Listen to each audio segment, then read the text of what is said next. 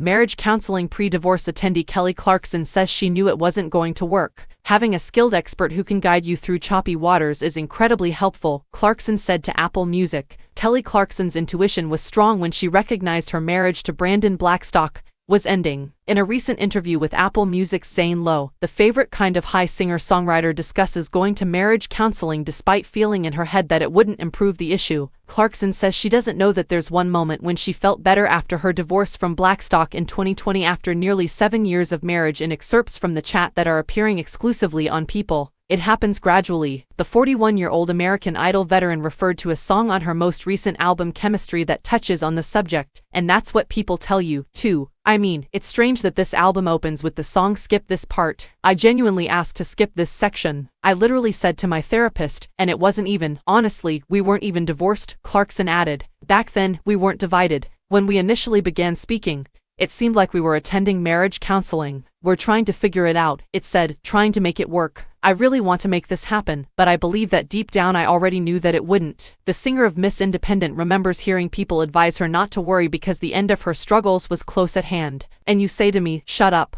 You simply think, I don't want to hear that. At the time, the phrase light at the end of the tunnel does not interest me. All the bumper stickers you're about to feed me, I don't want to hear. I'm in an S-tie situation right now, and I don't want to deal with it. Clarkson, a native of Texas, claimed that in her home state, people don't generally go to therapy, but that having a qualified expert who can guide you through difficult situations is incredibly beneficial. She continued by saying that Chemistry, which releases on Friday, exhibits the up and down process. It's like, I'm out, and then, wait, I'm in. The Grammy winner claimed that love causes people to do both truly wonderful and incredibly dumb things. Therefore, I don't believe there was a specific time when I realized I felt better. It just gradually got to the point where, one day, I think one thing she said really helped me out. You don't have to go to every argument you're invited to. Clarkson discussed the value of music in her life in another excerpt from the interview, joking that record labels are not a fan of me, because I'm always never about the money. Because they're always like, just record this. They'll thrust money at you. I don't want to record it, I say. That's not who I am. Additionally, there are concessions made along the road, she continued. For me, music has always been essential, including when I was a child.